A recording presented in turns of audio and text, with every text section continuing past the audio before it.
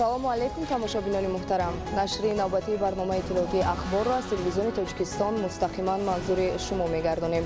Дар студия Оишаи Саттор.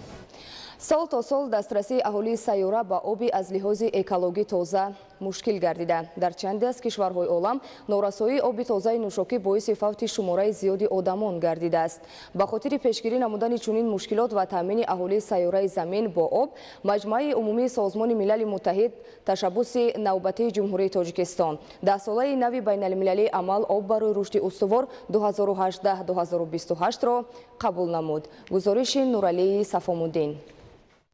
10-солаи байналмилалӣ об барои рушди устувор барои солҳои 2018-2028 тамоми масоили марбут ба обро дар бар мегирад ва таъмини аҳолии сайёра бо оби тозаи нӯшокӣ аз ҷумла ҳадафҳои калидии барномаи мазкур мебошад. 4 қаднома вобаста ба масоили об дар давоми 2 солаи охир, 4 ташаббуси созанда ва дар ин замина истифодаи самаранокии имкониятҳои мавҷуда, пешниҳоди ҷониби Тоҷикистон ва ҷонибдории куллӣ аз тарафи ҷомеаи ҷаҳон. давоми 1 соли амалӣ гардидани این روند تطبیق 10 ساله بین المللی برای رشد استوار نشان داد که آن هدفهایی که از جانب رهبریت سیاسی کشور ما جهت بهبود بخشیدن زندگی اهل بشریت پیشنهاد گردیده بود، نتیجه های نظررس به بار آوردن و جهت بالا بردن سطح اجتماعی اقتصادی اهالی کشورها یک تاثیر مثبت خود را رساندند. ҷумҳурии Тоҷикистон дорои манбаҳои зиёди обӣ буда, табиат ва манотиқи кӯҳистонии он аз лиҳози доштани оби тоза мавқеи намоёнро ишғол менамояд. бо вуҷуди ин, ҷониби Тоҷикистон дар самти дастрасии аҳолии сайёраи замин ба оби ҷавобгӯ ба талаботи санитарӣ бетараф нест.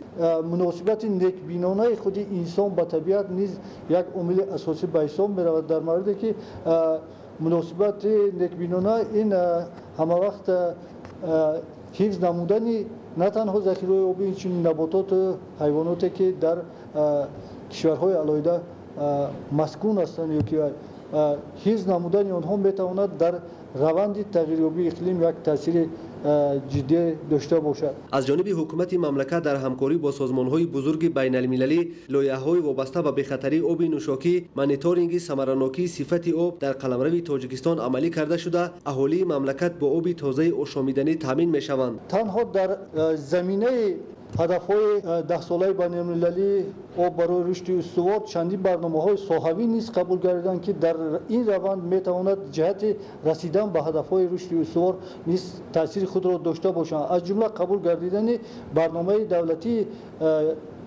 اصلاحات ساحه آبی کشور برای سال‌های 2016-2025 یکی از عامل‌های اساسی رسیدن به هدف‌های 10 ساله بین‌المللی آب برای رشد استوار می‌باشد. تامین نمودن بخطری در سمت استفاده آب نوشاکی، بهتر ساختن اداره‌کنی منبع‌های آب تامین‌کنی و با این واسطه حفظ سالمی اهالی که از هدف‌های حکومت جمهوری تاجیکستان به شمار می‌رود در مد نظر قرار داشته، در دایره لایحه‌ها و برنامه‌های مکمل وابسته به آب، مهارت کسبی و دانش و ملکه متخصصان بخش خدمت‌رسانی سانیتاری و اپیدمیولوژی بلند برداشته می‌شود.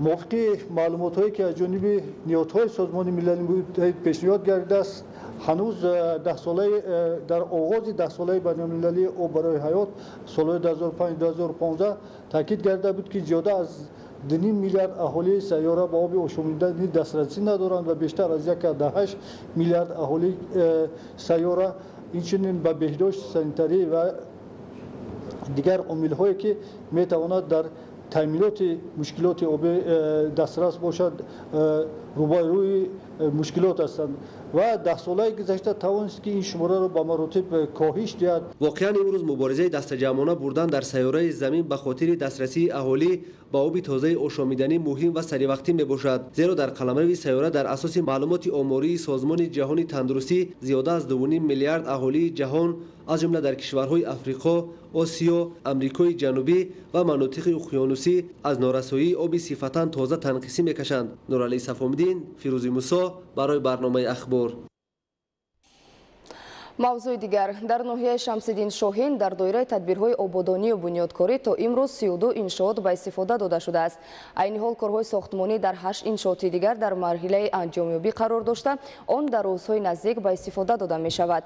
гузориши Саидҷафари Маҳмадалӣ ва Хуршеди Нодирхон.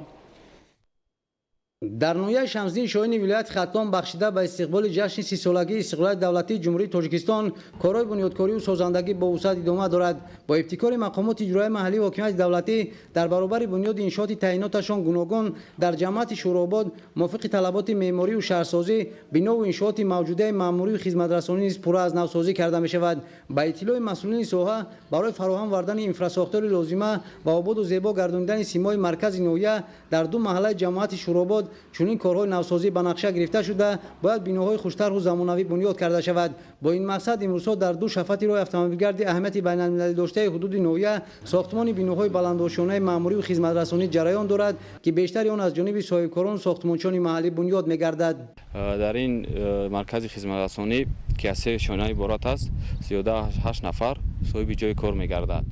و شانه یکم آشخانه و زال کلانی می باشد که برای 24 نفر می توانند کنفرانس زال و شانه دوم و سوم باشد برای مهمانانی که از خارج و دیگر ولایت ها میآیند برای آنها مهمانخانه زمانوی ساخته و استفاده داده می شود. صاحبکار اشور علیمov اقدام گرفته است که با خرج 150,000 سامانه تالار ورزشی ساخته به استفاده دهد. در مجموع از ساختمان بیش از 200 انشاءات به نقشه گرفته شده در نویه شمسدین شاهین قریب بیشتر آن از طرف صاحبکاران بنیاد می‌گردد.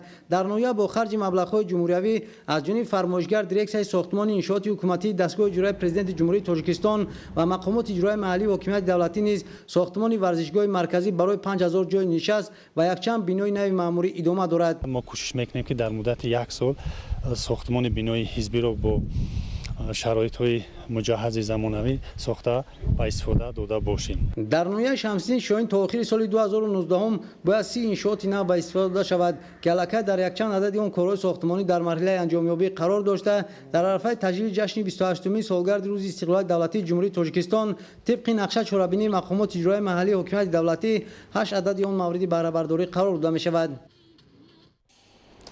در ناحیه اسپیتامین ولایت سوخت برای فراهم آوردن شرایط مساعد برای استراحت و فراغت و تماشای مهمانان و سیاحان باغ و گلگشت و مهمانخانه‌های نو ساخته شده منطقه و موضع‌های سیاحی تعمیر و نوسازی کرده می‌شوند. امروزها کارهای تعمیری در موضع استراحتی لنگر دهاتی تقویک و استراحتگاه چشمه جماعت دهاتی سربند ادامه دارد. گزارش محمود احمدزاده و الیاسی باباجان. ناحیه اسپیتامین که همچون ناحیه اگراری صنعتی می باشد در سمت سیاحی نیز امکانیت‌های وسیع دارد. با شرافت صاحب استقلالی مملکت امروز در مرکز ناحیه گلگشت و خیابان‌های نو تشکیل گردیده تعمیر و منفرش راه‌ها چراغان‌کنی کوچه‌های مرکزی صورت گرفتند و همچنین مرکزهای خدمترسانی مهمانخانه‌های نو گوشه‌های ارمغان‌های ملی برای تماشای استراحت مهمانان و سیاحان با شرایط‌های زمانوی ساخته به استفاده داده شدند. نوسازی باغ فرهنگی فراغتی همچون مکان استراحت و فراغت بنیاد آثارخانه کوروش با صدها یادگاری‌های قدیمی ملی امروز جای تماشا آگاهی یافتن از تاریخ کهن خلق تاجیک به مهمانان گردیده است. در ناحیه اسپیتامین 12 مرکزهای تعلیمی استحصالی اطرس و ادرس بافی سوزنی دوزی هنرمندان شغل‌های عنعنوی کندکاری گچکاری آهنگری گوهرسازی دیگر هنرهای مردمی فعالیت دارند که محصول هنر خود ارمغان‌های ملی ساخته پیشنهاد مهمانان و سیاحان می‌نمایند. از جانب پرزیدنت جمهوری تاجیکستان پیشوای ملت محترم امام علی رحمان سالهای 2019-2021 سالهای رشد دهات سیاحی و هنرهای مردمی اعلان گردید که هدف از آن مهیا نمودن انفراستراکچور سیاحی ترغیب و تشویق منظره‌های زیبای کشور جلب سیاحان به تماشای آنها میباشد. موضع لنگراتی ناحیه اسپیتامین و قلعه شیرین که توجه مهمانان از کشورهای همسایه برای تماشای استراحت به اینجا زیاد است از نوسازی کرده می شود. در اساس نقشه تهیه گردیده در موضع لنگر کارهای ساختمانی آغاز شده در آمدگاه مکان راهروها مقبره نوسازی و رنگ و بار می گردد و برای ساکنان و مهمانان شرایطهای بهتر فراهم آورده می شود. از طرف مقامات اجرایی حکومت دولتی ناحیه و صاحبکاران و اهالی ناحیه همین موضع از نو برقرار کرده کارهای تعمیری در این موضع رفته ایستاده است که برای قبول سیاحان شرایط‌های مساعد فراهم آورده شده است. اینچنین در بازار مرکزی ناحیه و در مرکز ناحیه نقطه‌های سودا برای با سیاحان دسترس نمودن و پیشنهاد نمودن هنرهای مردمی نیز مغازه‌های علاهیده گوشه‌های فروش ارمغان‌ها تشکیل کرده شده است. این برای رشد سیاحی باز یک مساعدت نمود که سیاحان البته از جمهوری همسایه از قرقیزستان از ازبکستان آمده این جایهای موضع‌های سیاحی ما را سیاحت کرده می‌روند. حاضر مقصد امروزی مقامات اجرایی حکومت دولتی این است که باز هم چنین مغزهایی که در حدود ناحیه است آن را زیبا گرداند برای قبول نمودن سیاحان همه طرف آماده ساز. همچنین در جماعت دیهات سربند نیز چنین یک مکان استراحتی که دارای حوض ماهی پروری و آب شیرین چشمه میباشد پره از نوسازی میگردد. این موضوع دارای چشمه طبیعی حوض ماهی پروری و مکان استراحتی و فراغتی میباشد که در آینده با از نوسازی گردیدن و مکان آباد و زیبا تبدیل گردیده و ساکنان و مهمانان جای موافق استراحت و فراغت مهیا میگردد. امروز قسمت زیادی کارهای ساختمان و از نوسازی مرکز استراحتی انجام یافته، کارهای رنگ و بار به طور ملی آرایش دادن انشاءات ادامه دارد که در روزهای تجلیل از جشن 28مین سالگرد استقلالیت دولتی تاجیکستان مورد استفاده قرار داده می شود. برای جلب مهمانان و سیاحان به موضعهای تاریخی و استراحتی از جانب مقامات اجرایی حاکمیت دولتی ناحیه سپیتامین در درآمدگاه ناحیه نقشه جایگیرشوی مکانهای سیاحی و استراحتی تشکیل و نصب گردیده، نشر ورقهای تبلیغاتی با زبانهای گوناگون در معرفی موضعهای زیبای و تاریخی ناحیه، جلب مهمانان و سیاحان و آگاهی آنها از مکانهای دیدنی خدمت می‌رساند. محمود احمدزاده، الیاس باباجان، ناحیه سپیتامین برای برنامه اخبار. در ناحیه رشت با استقبال جشن 30 سالگی استقلالیت دولتی جمهوری تاجیکستان بنیاد و نوسازی 70 بینای ایلоваги و صنفخانه‌های تعلیمی به نقشه گرفته شده است. با انجام یافتن کارهای ساختمانی در نزد مؤسسه‌های تعلیمی زیاد از 1600 جای نشست برای تحصیل خوانندگان آماده کرده شد. گزارش دیگولی محمود از ناحیه رشت. در ناحیه رشت به استقبال جشن 30 سالگی استقلالیت دولتی کشوری عزیزمان بنیاد بیش از 170 عدد انشاءات تعیینات گوناگون خواجگی خلق پیش بینی شده. از این شماره بیش از 32 عدد آن اساساً به ساحه معارف راست می آید. ساختمان بیناهای ایلоваги و صنفخانه‌ها در نزد مکتب‌های دهات یکی از راه‌های حل مشکلات نرسیدن جای نشست به شمار رفته. تنها سال جاری به استقبال جشن 28 سالگی استقلالیت دولتی جمهوری تاجیکستان در نزد 16 مؤسسه تعلیمی شهرک و دهات ناحیه رشت ساختمان 70 صنفخانه برای 1616 خواننده به استفاده داده می شوند. بنیاد بینا و صنفخانه‌های ایلоваги در پرتو هدایت‌های اساسگذار صلح و وحدت ملی پیشوای ملت پرزیدنت جمهوری تاجیکستان محترم امامعلی رحمان جهت رشد ساحه معارف و فراهم آوردن شرایط ارزنده برای تحصیل خوانندگان در مؤسسه‌های تعلیمی دهات از حساب مبلغ‌های بودجت محلی شخصان سخاوتمند و سهم اهالی عملی شده ایستاده است. از جمله در مؤسسه تأسیسات میانه عمومی رقم 26 قریب 1000 نفر خواننده تحصیل داشته. 3 بینای تعلیمی موجوده برای تشکیل کابینه‌های فنی و گذرانیدن مشغولات‌های ایلоваги بسنده نیست، زیرا شماره طلبگان سال تا سال افزوده ضرورت بنیاد صنفخانه‌های ایلоваги پیش آمده است. صنفخانه‌مون نمی‌رسیدن، مردم دیها تصمیم گرفتن که با حشر و با زحمت کلان هر صنفخانه رو به امتحان می‌رسونیم. اینک در اساس نقشه چاره‌بینی‌های مقامات اجرایی حاکمیت دولتی ناحیه رشت بخشیده به استقبال جشن 30 سالگی استقلالیت دولتی جمهوری تاجیکستان برابر بنیاد دیگر انشاءات حیاتاً مهم همزمان ساختمان مکتب و صنفخانه‌های ایلоваги پیش بینی شده است تا مرحله به مرحله مشکلات ساحه پوره برطرف گردیده با ساختمان مکتب و صنفخانه‌های زمانوی برای خوانندگان شرایط سازگار مهیا کرده شود. ایدیگولی محمود، دادرجان میرزازاده برای برنامه اخبار از ناحیه رشت.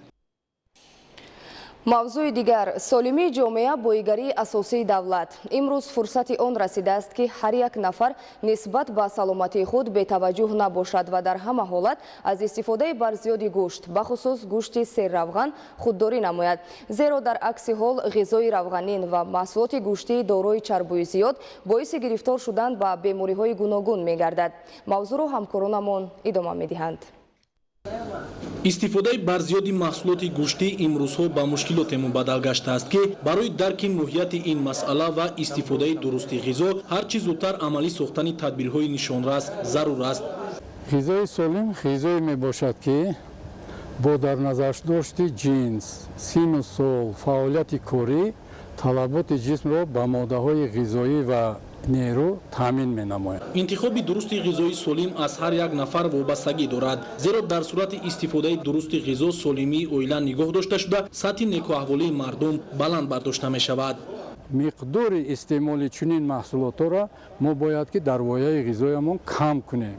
аз он ҷумла маҳсулотҳои қаннодиро мо бояд ки дар ғизогиримон таҳти назорат гирем ва истеъмоли онҳоро маҳдуд кунем. дар баробари маҳдуд намудани истеъмоли чунин маҳсулотҳои хӯрокворӣ мо бояд ки бештар маҳсулотҳои ғалладонагӣ, маҳсулотҳои масалан лӯбиёгӣ, мош, нахӯд, лӯбиё, аҳамияти ҷиддӣ ба истеъмоли меваю сабзавот додан дар кор, кабутӣ додан дар кор, чунки ин маҳсулотҳои хӯрокворӣ яке аз манбаъҳои асосии витаминҳои гӯем ки синтезнашаванда, маъданҳое ки ва ё ивазнашавандаанд, уно манбаъҳои асосии онҳо мебошанд. дар баробари ин дар таркиби онҳо як қатор моддаҳои фаъоли биологӣ мавҷуд аст ки барои таъмин намудани равандҳо ё ин ки таассурҳои физиологии ҷисм ниҳоят заруранд. истифодаи барзиёди маҳсулоти гӯштӣ боиси ба бемориҳои гуногун аз ҷумла фарбеҳӣ, фишорбаландӣ, сактаи дил ва диабети қанд мубтало гаштани сокинон мегардад.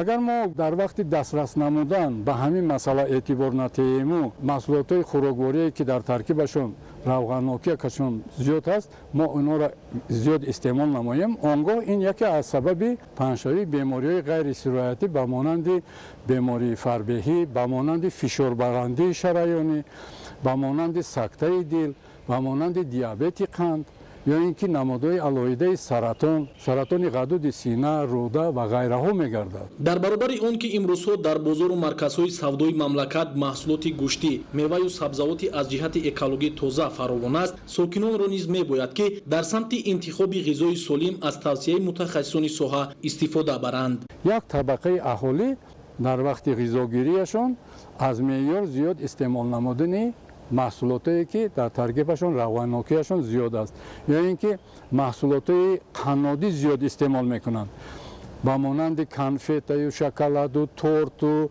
масалан обҳои газноки ширину ё ин ки маҳсулотҳои хӯроквории тезтайёр, ғизоҳои тезтайёр ки рӯзе дар байни аҳолӣ паҳн шуда истодааст. лекин агар шахс ба ҳамин масъалаҳо таваҷҷӯҳ накунад, он гоҳ ин масъалаҳо метавонанд сабаби инкишофи бемориҳои ғайрисироятӣ гарданд. дар ҷаҳони муосир омили асосии бемории фарбеҳӣ, фишорбаландӣ, сактаи дил ва диабети қандро мутахассисон дар нодуруст интихоб гардидани ғизои солим медонанд ва ин масъала нигаронии масъулони кишварҳои ҷаҳонро ба миён овардааст. дар баробари дигар кишварҳо дар ҷумҳурии тоҷикистон низ ин масъала ҷой дошта, новобаста аз он ки аз ҷониби ниҳодҳои дахлдор тадбирҳо андешида шуда истода бошад ҳам, аз сабаби интихоби нодурусти ғизо шумораи гирифторони ин бемориҳо зиёд гардида истодааст. 17% аҳолии ҷумҳурии тоҷикистон вазни зиёд доранд. 11.3% ба бемории фарбеҳӣ дучоранд. ин яке аз масъалаҳое мебошад ки шаҳодат медиҳад ки дар ғизогирии ин гуна шахсон ин табақаи аҳолӣ аз меъёр зиёд истеъмол намудани маҳсулотҳои хӯрокворӣ ҷой дорад. вобаста ба ин ҳар як шахсро мебояд дар самти солимии худ ва наздиконаш бетаваҷҷӯҳ набошад. тавре дар урфият мегӯянд, солимии ҳар як нафар дар дасти худи ӯст ва ҳамагон бояд имрӯз дар масъалаи истифодаи аз меъёр зиёди гӯшт, хусусан гӯшти равғандор ҷиддӣ андеша намоянду парҳезкориро пешаи худ созанд. Самандар Искандарзода, Хуршеди Азиз, Ахбор.